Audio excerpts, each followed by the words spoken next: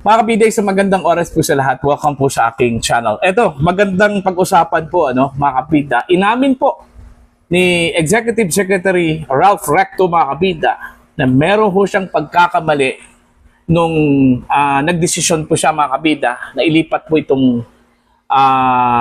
pondo po ng PhilHealth from PhilHealth coffers papuntang National Treasury, mga kabida. Ang sabi po niya dito, actually, sa post po ng The Billionaire News Channel, mga kabida, ito yung sinabi po niya: economically, fiscally, at that point in time, it was correct. Okay? And I will admit, politically, it is wrong because optics look bad. Sa madaling salita, sa paningin po ng publiko, mga kabida, mali ang kanyang ginawa. Inamin po niya yon, mga kabida, na sa paningin po ng publiko, yung kanyang ginawang paglipat po ng pondo ng PhilHealth from PhilHealth coffers papuntang National Treasury, mali yun. Pero at that point in time, mga kabida, kung pag-uusapan po natin yung economy, fiscally, alright, tama daw yun. Sino bang mananaig dito, mga kabida? Yung impression po ng publiko, kagustuhan po ng publiko, o yung nakita ho niyang tama during that time na yun yung gagawin po. Unang-una, ang pondo po, mga kabida, ay hindi po pera po ng gobyerno. Alright? Ang pondo po ay pera po ng mga tao na miyembro po ng PhilHealth. Yun yung malinaw po, mga kabida. Okay lang sana yun kung ito po ay budget para ho sa PhilHealth, intended for the PhilHealth. Hindi. Pera po ng taong bayan yun. Pera po ng mga miyembro eh. So, may tuturing po natin na private yun, yung pondo na yon, hindi ho pera po ng gobyerno, mga kabida. Okay? Eto, babasahin ko lang po yung komento po ni Mr.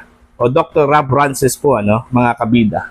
Ano bang sabi po ni Dr. Rob Rances sa kanyang comment dito ho sa inamin po ni Secretary Ralph Recto po, mga kabida? You can't serve the public when your idea of correct words against the very safety nets people depend on.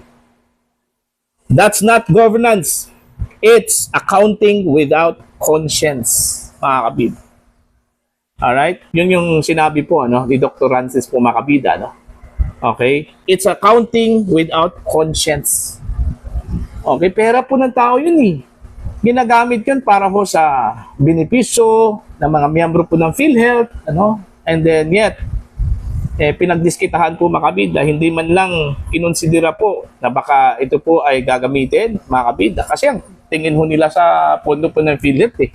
Kaya nga tinawag siyang reserve kasi ang tingin po nila is idle, wala hong, kumbaga, nakatiwangwang lang po yung pera na yan, mga kabida. Pero ayon po sa Korte Suprema, hindi ho makukonsiderang idle yon kasi ginagamit yon para ho sa benepisyo, okay, ng ating mga kababayan na miyembro po ng Philippine Health Insurance Corporation po, mga kabida. Kaya ang ginawa, idineklarang unconstitutional.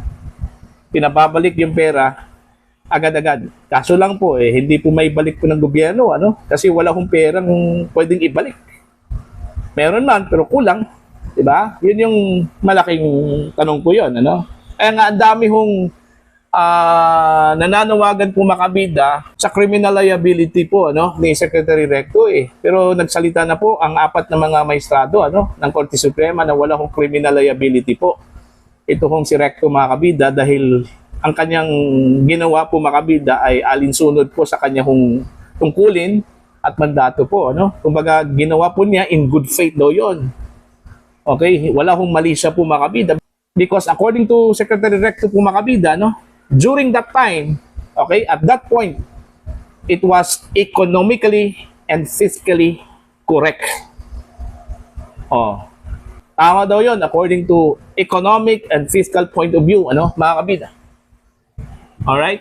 Pero sino bang mananaig po ang economic and fiscal point of view o ito kung pananaw po ng publiko na mali ang ginawa po niya, mga kabida? Diba? The voice of the people is the voice of God. Tatandaan po natin yan. Dapat makinig po ang mga opisyal po ng gobyerno sa kahilingan po ng taong bayan, kagustuhan po ng taong bayan, mga kabida.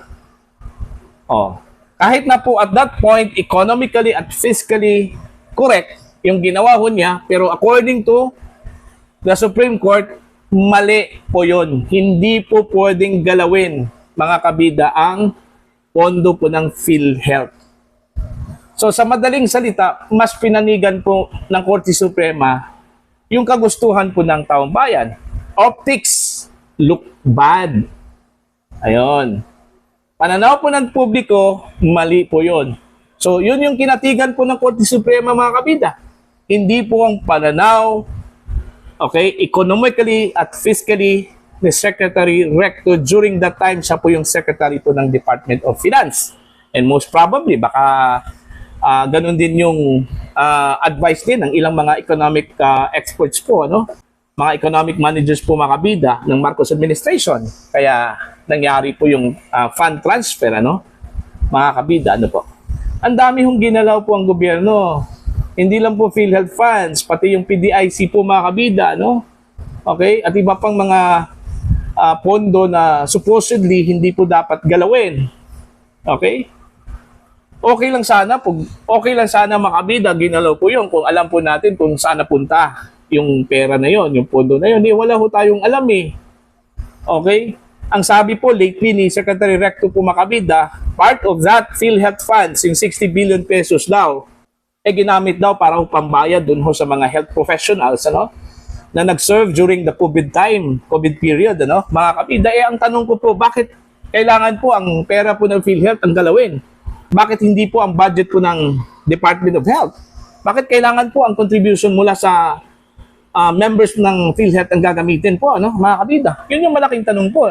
Inamin na po yan ni Secretary Recto na ginawa po nilang pambayad doon ho sa mga nag-serve during COVID time, mga kabida.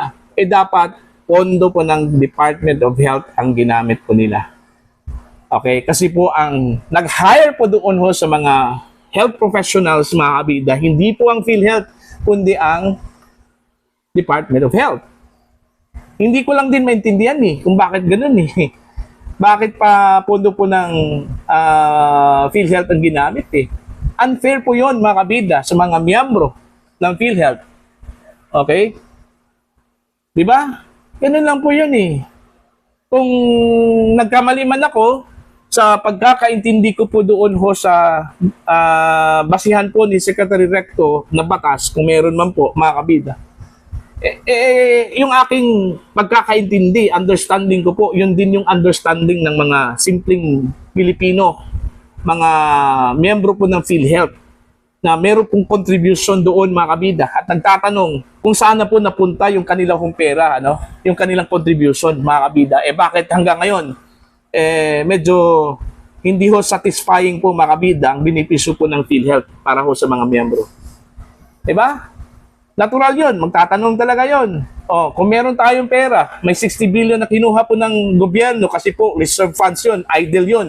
Hindi po ginamit, meaning ibig sabihin po dyan, mga kabida, sobra-sobra yung pera na yun. Bakit hindi po binigay doon ho sa additional benefits doon ho sa mga PhilHealth members, mga kabida? Diba? Ganun lang po, mga kabida. So, dapat po magpaliwanag dito si Secretary Recto. Kung meron man pong pananagutan, dapat papanagutin po ito si Secretary Recto, mga kabida. Kaso lang nagsalita na po yung 4 na mga maestrado na wala daw criminal liability.